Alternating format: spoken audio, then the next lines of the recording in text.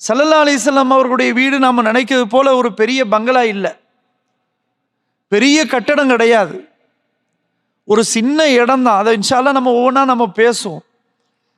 ஆனால் நிம்மதியோடு இருந்தாங்க, நிம்மதியாக வாழ்ந்தாங்க. தங்களுடைய வாழ்க்கையை ஒட்டுமொத்த உம்மத்துக்கும் வழிகாட்டினாங்க. ஸல்லல்லாஹு அலைஹி வஸல்லம் அவர்களுடைய அந்த முன்மாதிரி வெறுமனே தொழுகைக்கு மட்டும் கிடையாது. எப்படி நம்ம தொழணும், எப்படி ஓதணும், எப்படி துவா செய்யணும், இது மட்டும் அல்ல. அவர்களுடைய வீட்டிலே எப்படி வாழ்ந்தார்கள், வீட்டை எப்படி அமைத்து கொண்டார்கள், இதுக்கும் முன்மாதிரி இருக்கிறது. முன்மாதிரி இல்லாமல் எதுவுமே கிடையாது. ஸல்லல்லாஹு அலைஹி வஸல்லம் எல்லாவற்றிற்கும் முன்மாதிரியாக இருந்தாங்க.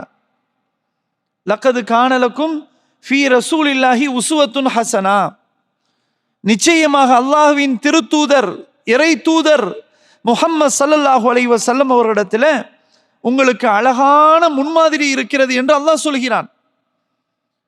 பள்ளிவாசலுக்கு மட்டுமா, தொழுகைக்கு மட்டும்தான் முன்மாதிரியா, இபாதத் செய்வதற்கு மட்டும்தான் முன்மாதிரியா? இல்லை, வாழ்க்கையின் அத்தனை துறைகளிலும் ஸல்லல்லாஹு அலைஹி வஸல்லம் அவருடைய முன்மாதிரி இருக்கிறது.